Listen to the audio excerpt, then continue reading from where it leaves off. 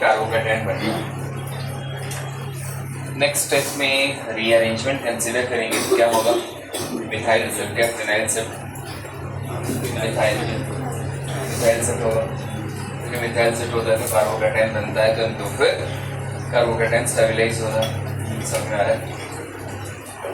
एक तो पॉइंट ये है कि रीअरेंज होने के बाद या फिर माइग्रेट होने के बाद जो कार्बोकेटायन बन रहा है उसका स्टेबिलिटी। अनदर पॉइंट आता है जो ग्रुप माइग्रेट हो रहा है उसका माइग्रेट होने का टेंडेंसी, जिसको माइग्रेटरी एप्टीट्यूड या फिर माइग्रेटिंग टेंडेंसी बोला जाता है। ओके, तो माइग्रेटरी एप्टीट्यूड की बात किया जाए तो हाइड्रोजन का हाइड्राइड शिफ्ट होने का टेंडेंसी सबसे ज़्यादा होता है, then phenyl, then tertiary alkyl, then secondary alkyl, then primary alkyl, then methyl. तो इधर क्या है कि ना फिनाइल एंड मिथाइल एक बड़ा सा डिफरेंस आ जाता है माइग्रेट करने का टेंडेंसी में। ओके, समझ में आ रहा है। तो इसी रीजन के कारण वो वाले डाउट में उसने फिनाइल के शिफ्टिंग को कंसीडर किया था। ओके, तो क्वेश्चन मन में ये आ जाता है कि हम रीअरेंज करा के कार्बोकेटायन का स्टेबिलिटी देखें या फिर माइग्रेटरी एप्टीट्यूड देखें, किसको प्रायोरिटाइज किया जाएगा। ओके, तो वैसे इन जनरल क्या करते हैं कि रीअरेंज करा के कार्बोकेटायन का स्टेबिलिटी ही देखते हैं। ओके, बट हमारे लिए टोटल 4 ही रिएक्शन है, स्पेसिफिक रिएक्शन। स्पेसिफिक समझ में आ रहा है, यही रिएक्शन है, इधर ही हमें क्या देखना है, माइग्रेटरी एप्टीट्यूड देखना है। ओके, तो ये क्वेश्चन जो था, क्वेश्चन थोड़ा सा टेढ़ा टाइप का था। ओके, तो जो आंसर बताया वो सही भी है, एक तरह से बोला जाए गलत भी है। ओके, तो इसीलिए उसको मैं बोला था कि थोड़ा सा बाद में डिस्कशन करेंगे। ओके, फिलहाल अभी ये माइग्रेटिंग टेंडेंसी ऑर्डर जो है अभी लिखने की जरूरत नहीं है, क्योंकि जो 4 स्पेसिफिक रिएक्शन है उसमें ईच रिएक्शन में ये ऑर्डर थोड़ा सा इधर उधर होते हैं। ओके, ये रिएक्शन कंडीशन सबके लिए स्पेसिफिक रिएक्शन बोल रहा हूँ, तो वो रिएक्शन कराने के लिए रिएक्शन कंडीशन भी थोड़ा सा डिफरेंट रहते हैं, इसीलिए। ओके, चलो समझ में आ रहा है। इसको काइनेटिक थर्मोडायनेमिक के साथ कैसे रिलेट कर रहा था, एक तो देख रहे हैं कि प्रोसेस होने का टेंडेंसी समझ में आ रहा है, और एक देख रहे हैं होने के बाद स्टेबिलिटी। आई होप कि समझ में आ रहा होगा कौन सा काइनेटिक पॉइंट टाइप का लग रहा है, मतलब ये थोड़ा सा slightly related to kinetic and thermodynamic वाला पॉइंट आ रहा है, but not exactly completely. Okay, point clear है। चलो,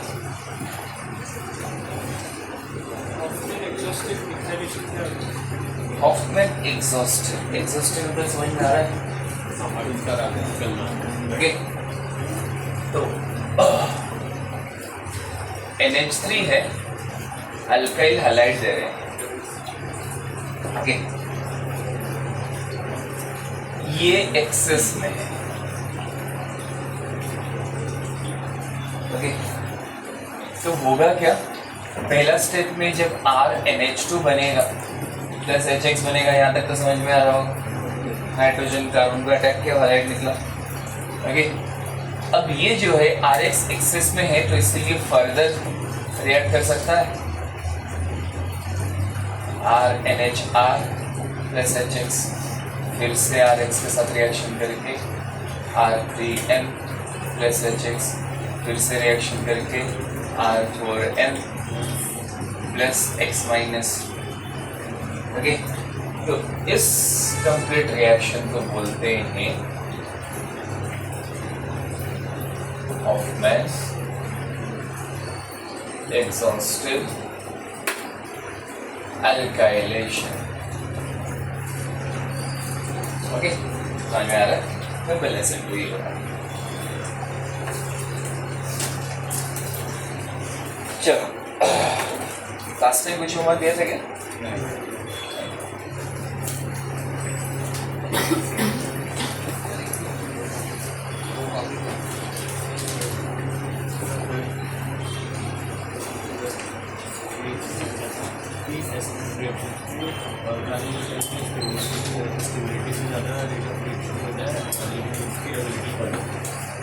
तो सीक्वेंस में लिखे थे कार्बोहाइड्रेट स्टेबिलिटी डिपेंडेंसी ज़्यादा रहेगा दैन लिविंग ग्रुप एबिलिटी।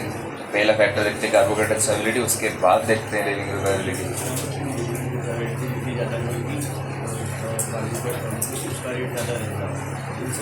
नहीं वो तो समझ में आ रहा है, कंफ्लिक्टिंग हो सकते हैं, तो इसीलिए मैंने रूल बता दिया जो कि एक्सपेरिमेंटली ऑब्जर्व रहेगा। कभी ऐसे भी हो सकता है कि आप बोलोगे कार्बोहाइड्रेट से ज़्यादा स्टेबल है बट लिविंग ग्रुप बैड है, ऐसा भी हो सकता है ना। तो फिर रिएक्टिविटी ज़्यादा रहेगा या कम रहेगा, उसको लेकर कन्फ्यूजन। कम होना चाहिए तुम बोल रहे हो कि लिविंग ग्रुप, आप बोलोगे सर लिविंग ग्रुप निकलेगा तो कार्बोहाइड्रेट बनेगा ना, बट वो एक्सपेरिमेंटली देखा गया है कि नहीं, कार्बोहाइड्रेट स्टेबिलिटी थोड़ा सा एक सिग्निफिकेंट रोल प्ले करता है। ओके, अब लिविंग ग्रुप एबिलिटी जो देख रहे हैं इसमें सॉल्वेशन को इग्नोर कर रहे हैं, तो जो छोटा रहेगा फ्लोराइड बैड लिविंग ग्रुप रहेगा, सॉल्वेशन भी बढ़िया रहेगा। समझ आ रहा है? ओके, मल्टीपल आ जाते हैं, मल्टीपल फैक्टर्स आ जाते हैं, इसलिए सारे कंसिडर करते हुए। ओके, तो आपने बोला माइग्रेटरी एप्टीट्यूड जो होता है वो रिएक्शन टू रिएक्शन वेरी करता है, तो हाँ स्लाइड पे वेरी करता है। ये तो है ही नहीं कुछ, मैंने बोला था मैं बोला कि 4 स्पेसिफिक रिएक्शन में ये पढ़ेंगे, और स्पेसिफिक रिएक्शन तो बताया नहीं, तो कहाँ से इसके लिए कहाँ से आएगा, आएगा ही। मुझे थोड़ी वो आपने 5B दिया था, बहुत ज़्यादा डाउट है लेक्चर के बाद। हम आज डाउट सेशन रख रहे हैं ना, पर उसमें आप वो थोड़ी लोगे 5B थोड़ी लोगे, क्या 5B एरोमेटिक उसका 5B एरोमेटिक तो कितना ही होता है,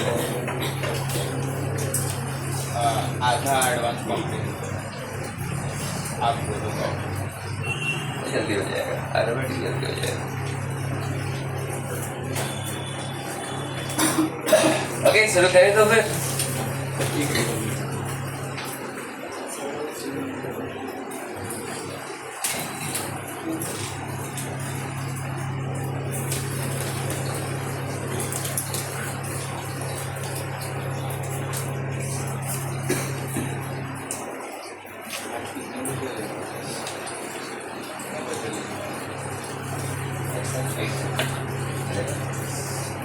नहीं जाना है,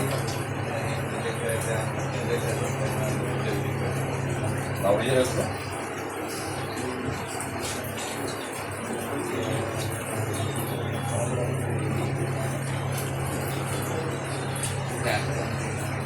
क्या हुआ?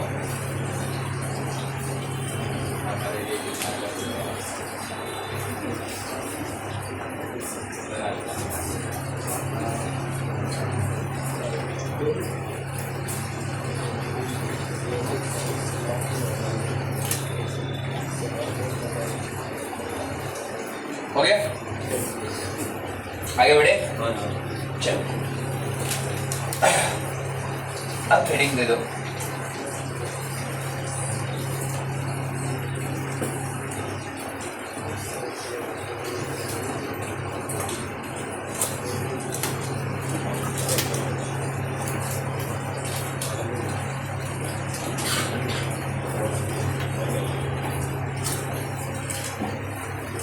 होगा कि आज हम क्या डिस्कशन करने वाले हैं। ओके, बट एक थोड़ा सा डिसअपॉइंटमेंट होने वाला है, अभी नहीं बताऊंगा, जब आएगा तब बताऊंगा। ओके चलो, मतलब कि ऑफकोर्स अब तक अगर substitution SN1 SN2 E1 E2 अच्छी तरह से करते आ रहे हैं। ओके, तो आज के लेक्चर से काइंड ऑफ ऐसे एक्सपेक्टेशंस रहते हैं कि अभी थोड़ा सा कुछ क्लैरिटी मिलेगा। ओके, कि हाँ होता क्या है एक्चुअली। ओके चलो ठीक है, तो वही पॉइंट की इलेक्ट्रॉन रिच स्पेसिस है जो कि न्यूक्लियोफिलिक एक्शन हो सकता है, ओके, पार्शियल पॉजिटिव चार्ज या फिर फुली पॉजिटिव चार्ज जो कार्बन रहेगा उधर अप्रोच करेगा, कार्बोकैटायन बनेगा, ओके, कार्बोकैटायन को अप्रोच करेगा, ओके। या फिर ऐसे भी हो सकता है कि इलेक्ट्रॉन स्पीशीज जो है वो एसिडिक हाइड्रोजन H+ विड्रॉ करेगा। ये दो पॉसिबिलिटी है, लेकिन पता नहीं कि कब क्या करेगा, ओके। तो ये तो रिएजेंट की बात हो गया, ऑफ कोर्स वो एक इम्पोर्टेंट रोल प्ले करता है, ओके। कोई भी रिएक्शन और रिएजेंट ही पहले, कोई भी रिएक्शन बेस्ड क्वेश्चंस करने के लिए सबसे पहले देखना होता है कि रिएजेंट क्या है, ओके। लेकिन हम रिएजेंट में थोड़ा सा बाद में डिस्कशन करेंगे। तो पहला केस कुछ ऐसा कंसिडर कर लेते हैं कि वो रिएजेंट जो है वो ऐसा है कि दोनों हो सकता है, मतलब कि अच्छा न्यूक्लियोफाइल भी है, अच्छा बेस भी है, समझ में आ रहा है? या फिर वीक न्यूक्लियोफाइल है, वीक बेस भी है।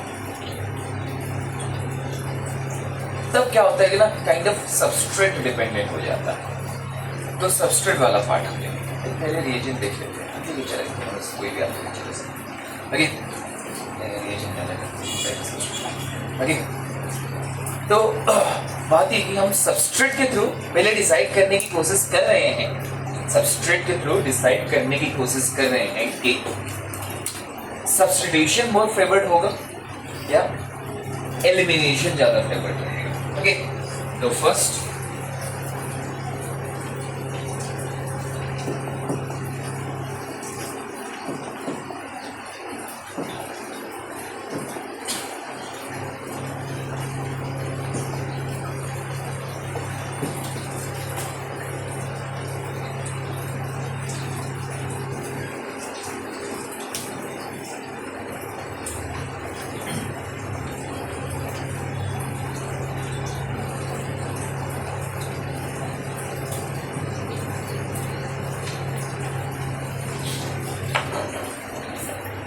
SN1 वर्सेस E1, मतलब कि रिएजेंट क्या हो गया, वीक है या स्ट्रॉन्ग है? वीक है, मैं न्यूक्लियोफाइल बेस बताया नहीं, दोनों हो सकते हैं, वीक है या स्ट्रॉन्ग है, इतना बस। वीक है, दोनों केस में वीक होते हैं, फिर वही वाला पॉइंट से चलते हैं। अब ऑब्जर्व करो, मैं अगर SN1 E1 के लिए ग्राफ ड्रॉ करूं, पहला स्टेप तो दोनों के लिए सेम ही रहेगा, carbocation formation, okay. Next step जो है वो कुछ ऐसे हो सकता है, एक अनदर ऐसे हो सकता है। ये पॉइंट समझ में आ रहा है? तो बताओ कौन सा होगा SN1, कौन सा होगा E1? ऊपर वाला SN1, क्यों? कार्बोहाइड्रेट बन चुका है, क्या चल रही है? अरे क्या होगा?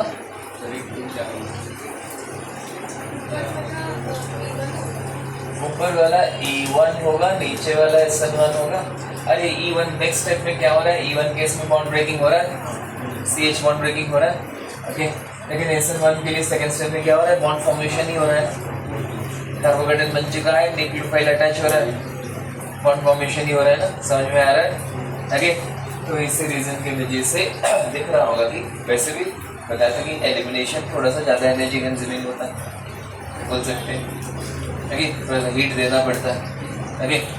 तो बात ये जो इस तरह से ग्राफ हो रहा है, ओके, इसके थ्रू कंक्लूड क्या किया जाएगा?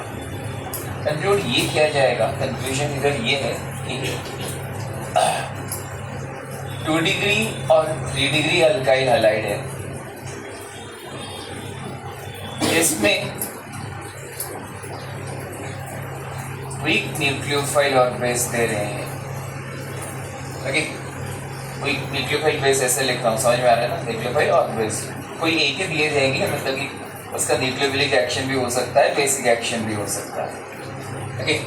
इसको ऐसे लिखता हूँ, समझ में आ रहा है? तो फिर क्या होगा? SN1 भी होगा, E1 भी होगा, दोनों रहेंगे, दोनों प्रोडक्ट फॉर्मेशन होगा। मेजर माइनर जो है वो ऐसे थ्योरेटिकली कुछ डिटरमाइन नहीं किया जा सकता, इसलिए दोनों प्रोडक्ट बनाएंगे।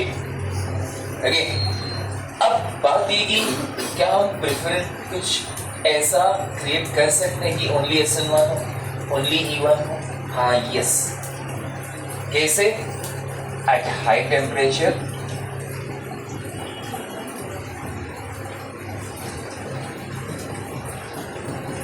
E1 मेजर रहेगा, at low temperature SN1 major रहेगा। रीजन लास्ट टाइम डिस्कशन किए थे, एट हाई टेम्परेचर में थर्मोडायनेमिक्स वाला पॉइंट इंपॉर्टेंट पार्ट हो जाता है, तो फिर किसी भी इलेक्ट्रॉन रिच स्पीसीज के लिए H+ विड्रॉल प्रिफर्ड हो जाएगा, क्योंकि हाइड्रोजन के साथ स्ट्रॉन्गर बॉन्ड फॉर्मेशन कर सकता है। समझ में आ रहा है? तो थर्मोडायनेमिकली देखा जाए तो वो हाइड्रोजन स्ट्रॉन्गर बॉन्ड फॉर्मेशन कर सकता है, H+ विड्रॉल प्रिफर्ड हो जाएगा, बेसिक एक्शन प्रिफर्ड हो जाएगा हायर टेम्परेचर पे। लोअर टेम्परेचर में वो प्रिफर्ड नहीं है, तो इसीलिए हम क्या कंसिडर करेंगे? SN1 कंसिडर किया जा सकता है। ओके,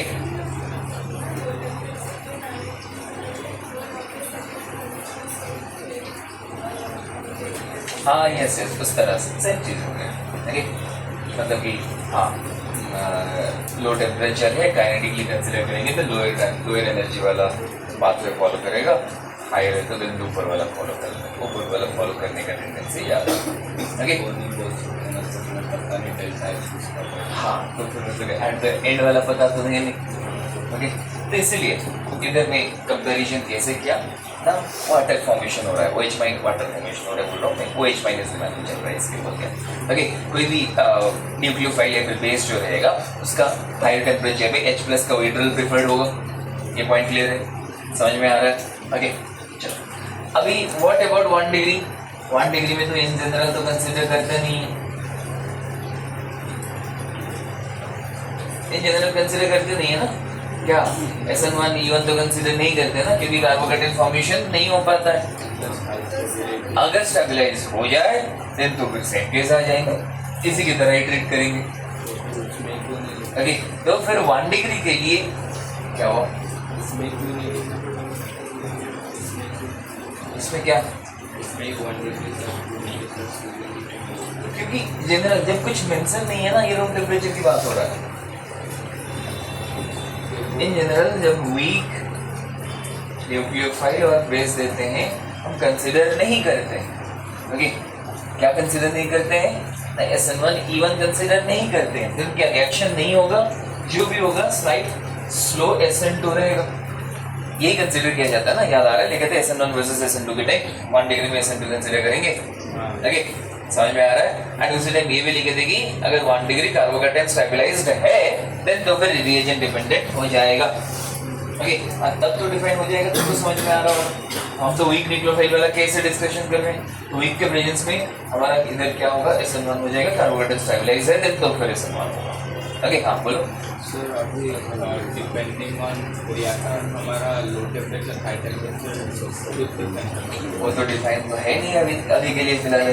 अगर डिफाइन करना भी डिफिकल्ट है। ओके, इस केस में क्या किया जाता है? नॉर्मली इक्वेशन देते टाइम ऐसे लिख सकते हैं कि मान लो कि ऐसे ब्रोमाइड दे दिया गया, इधर लिखा जाएगा कि आइस कोल्ड वाटर, या फिर स्टीम मेंशन कर दिया जाएगा। अब समझ में आ रहा है? तब मतलब काइंड ऑफ हाई टेम्परेचर बोल रहा है, डिफाइन तो नहीं कर रहा है बट हाई टेम्परेचर बोल रहा है। समझ में आ रहा है? वाटर हमारा इधर पहले न्यूक्लियोफाइल है ना, वीक न्यूक्लियोफाइल है ना, इस तरह से लिखा जा रहा है। देन तो फिर हाई टेम्परेचर बोले थे रिएक्शन के लिए डिफाइन है, तो डिफाइन नहीं है क्योंकि सब्सट्रेट भी वेरी कर सकता है, तो ऐसे लिखा गया तो वो कंसिडर कर लें, हाई टेम्परेचर कंसिडर कर लें। ओके, क्या हुआ इसमें? क्या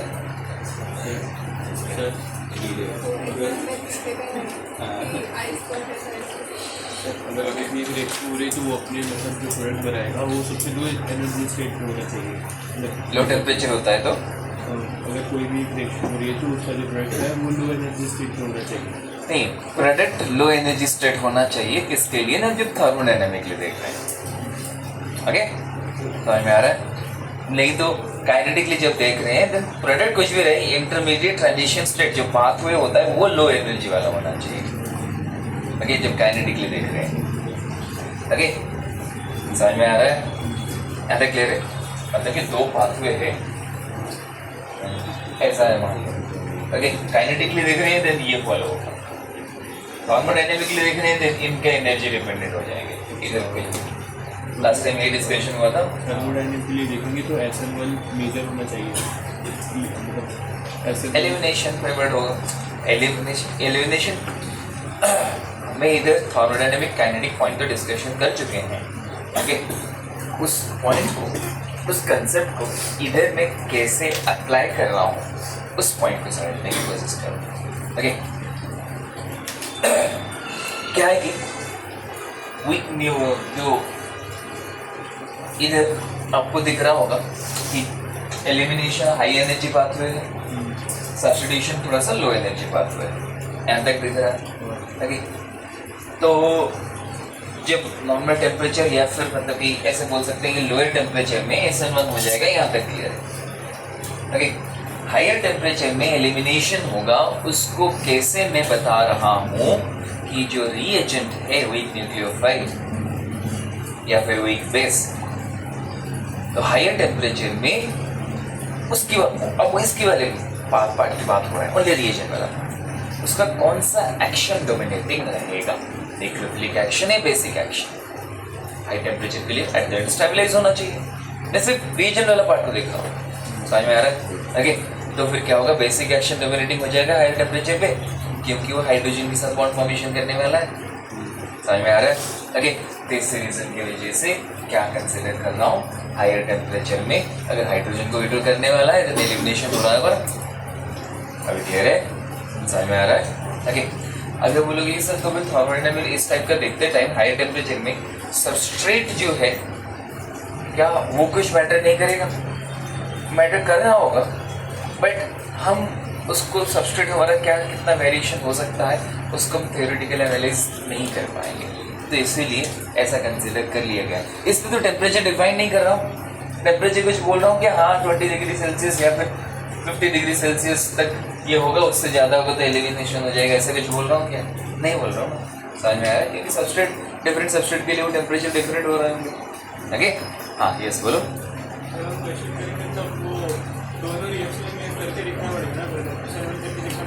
थोड़ा सा ऑप्शंस देखने पड़ेंगे। कभी कभी क्या होता है कि हाँ हॉट एंड कोल्ड दिया गया है, वो चीज़ मेंशन किया जाएगा, वो देखने पड़ेंगे।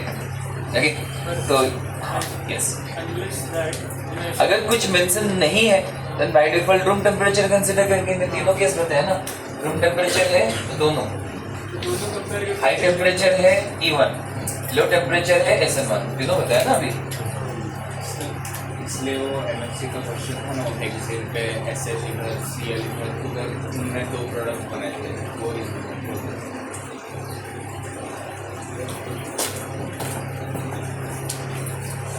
अभी क्लियर हो?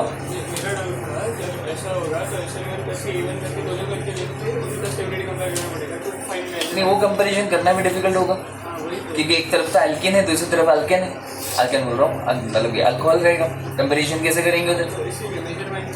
नहीं निकाल पाएंगे, तो इसलिए तो बोल रहा हूँ रूम टेम्परेचर है तो दोनों प्रोडक्ट है, हाई टेम्परेचर है एलिमिनेशन ही है। समझ में आ रहा है? तो वो प्रोडक्ट वाला पार्ट जो रहेगा, अल्कीन एंड अल्कोहल जो बनेंगे, अल्कीन बनेगा एलिमिनेशन के थ्रू, अल्कोहल बनेगा हमारा सब्स्टिट्यूशन के थ्रू, तो उन दोनों में कंपेरेटिव मतलब स्टेबिलिटी कंपैरिजन करना डिफिकल्ट होगा। ओके, आप बोलोगे सर क्यों डिफिकल्ट होगा? उधर तो पाई बॉन्ड बन रहा है, इधर तो सिग्मा बॉन्ड्स है, स्ट्रॉन्गर बॉन्ड्स है, ज़्यादा स्टेबल रहेगा, लेकिन उधर जो पानी बन रहा होगा क्या उसको इग्नोर करेंगे? प्रोडक्ट में बाई प्रोडक्ट में जो पानी बन रहा होगा उसको तो इग्नोर कर नहीं पाएंगे। समझ में आ रहा है? अब कंपेरिजन और ज़्यादा डिफिकल्ट हो जाएगा। ओके, वैसे तो थोड़ा सा काइंड ऑफ कंपैरिजन किया जाए, C double bond C formation हो रहा है, चलो अब पानी बन रहा है, अगेन मेरे दिमाग में ना OH माइनस से चल रहा है, ओके इसलिए पानी बन रहा है, मैं बता दिया। चलो OH माइनस जो है इधर H कट गया एंड और एक केस में इधर OH लग गया। समझ में आ रहा है? ओके, तो इधर क्या है ना, हाइड्रोजन के साथ बॉन्ड हुआ है, इधर हाइड्रोजन का ऑक्सीजन के साथ बॉन्ड हुआ है, इधर कार्बन का ऑक्सीजन के साथ बॉन्ड हुआ है।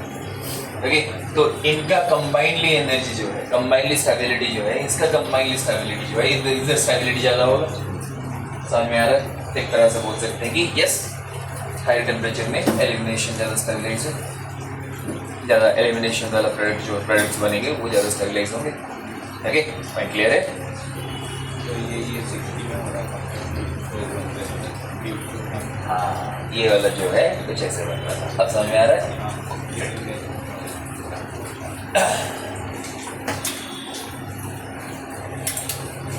यहाँ तक क्लियर है? अब हो गया 1 डिग्री वाला पार्ट भी समझ में आ गया। फिर कंफ्यूजन आगे बढ़े तो फिर इधर आप ऐसे मेंशन कर सकते हो, ये जो रहेगा काइंड ऑफ रूम टेम्परेचर को ना शॉर्ट में RT लिखा जाता है, पता है ये? हो गया, ठीक है, आप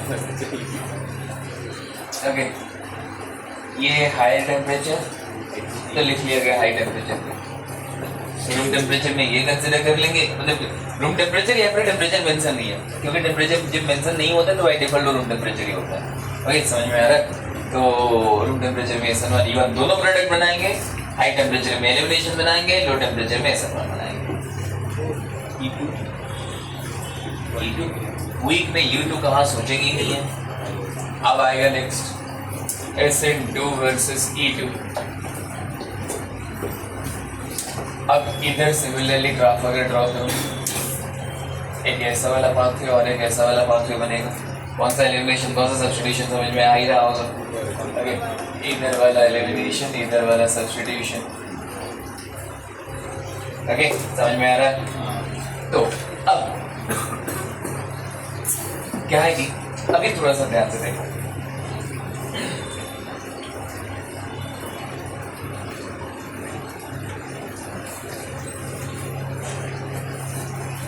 SN2 के लिए 1 डिग्री 2 डिग्री 3 डिग्री होता है, ऐसे होता है ना। E2 के लिए 3 डिग्री 2 डिग्री 1 डिग्री होता है, हम डिस्कशन किए थे, याद आ रहा है? समझ में आ रहा है? ओके, तो फिर इसी के through kind of preferred mechanism भी कंपैरिजन हो जाता है। अगर 1 डिग्री अल्काइल हैलाइड है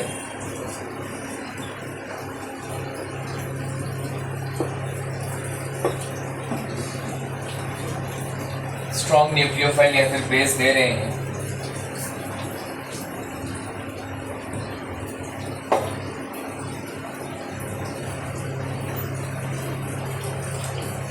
SN2 एंड E2 हो सकता है, तो स्टेरिक हिंड्रेंस कम होने की वजह से ये मेजर रहेगा, E2 माइनर रहेगा।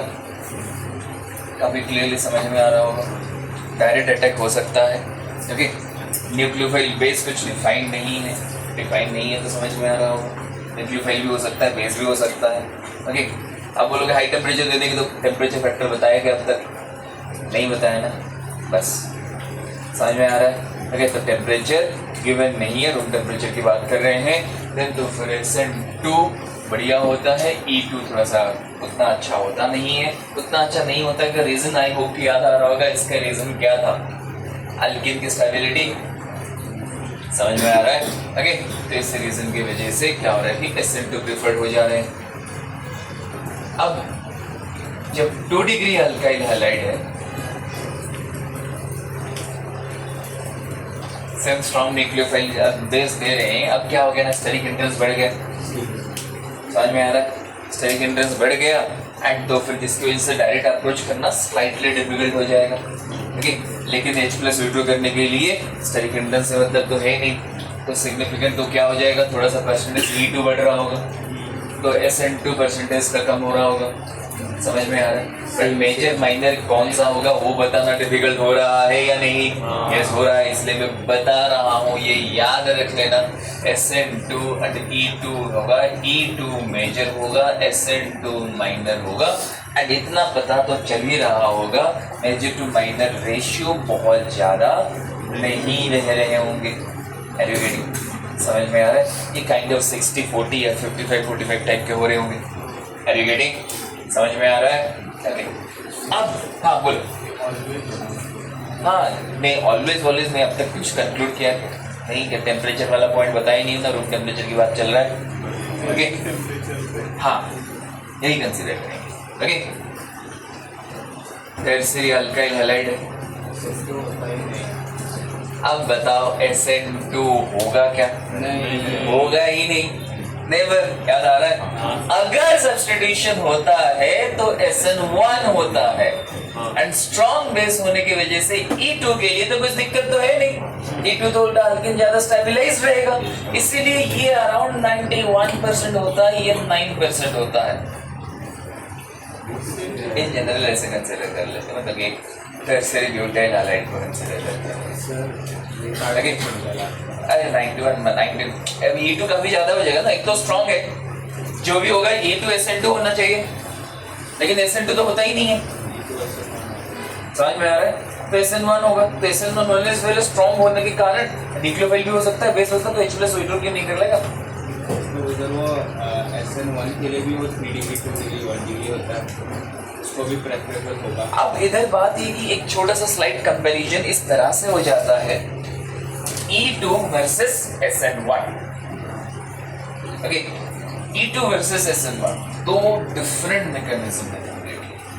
ओके, तो काइंड ऑफ इधर थोड़ा सा कंपैरिजन करना डिफिकल्ट होगा। ओके, तो जैसे कि मैंने स्टार्टिंग में बताया कि हम पहले रिएजेंट को ऑब्जर्व करते हैं, रिएजेंट किस तरह से काम करना चाहिए उसको ऑब्जर्व करते हैं। उस चीज़ को अगर देखा जाए, रिएजेंट क्या है? स्ट्रॉन्ग है। स्ट्रॉन्ग है तो मोर प्रिफर्ड क्या रहेगा, SN2 या फिर E2? SN2 नहीं हो पा रहा है, देन नेक्स्ट प्रेफरेंस क्या आ जा रहा है? E2 आ जा रहा है। एंड SN1 के लिए रिएजेंट डिपेंडेंसी होता नहीं है।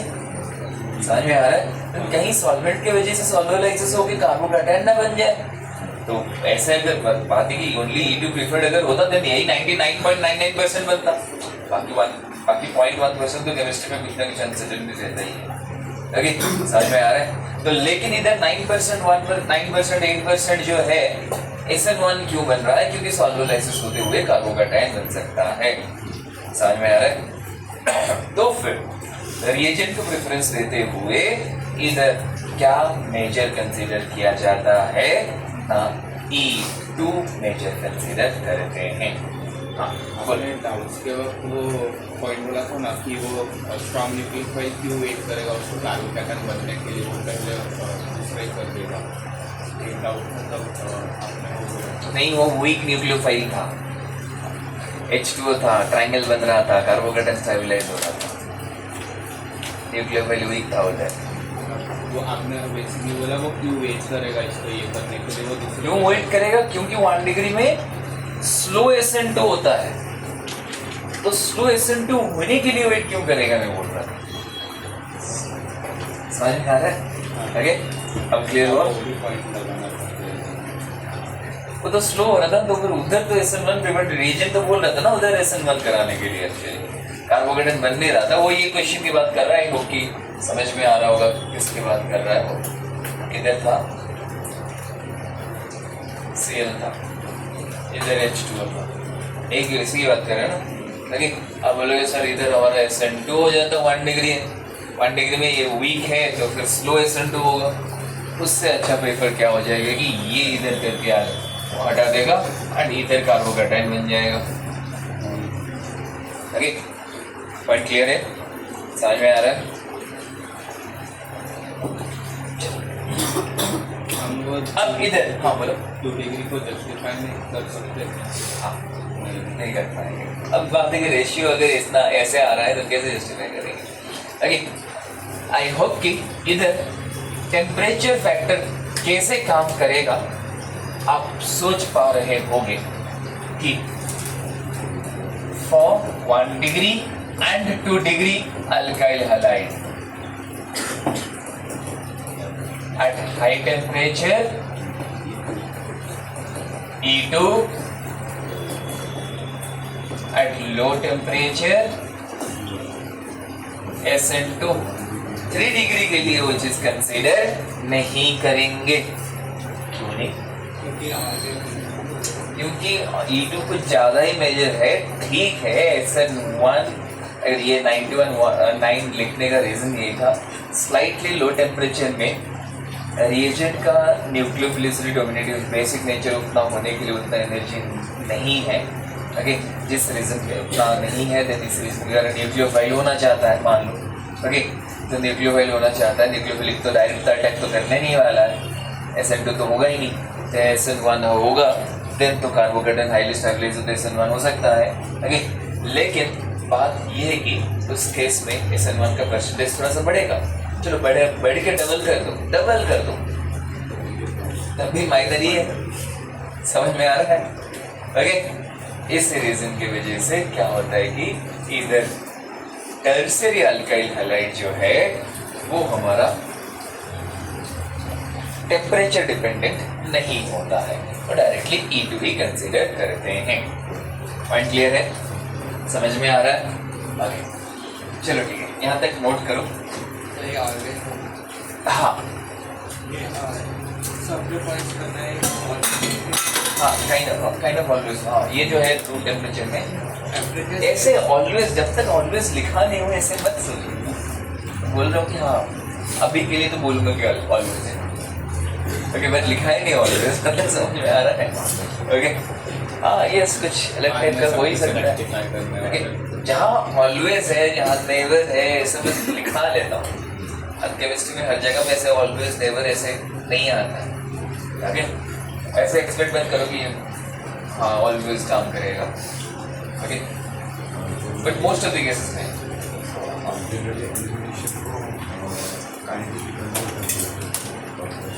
सच में नहीं, थर्मोडायनामिक एलिमिनेशन हाई टेम्परेचर में थर्मोडायनामिक कंसीडर करें।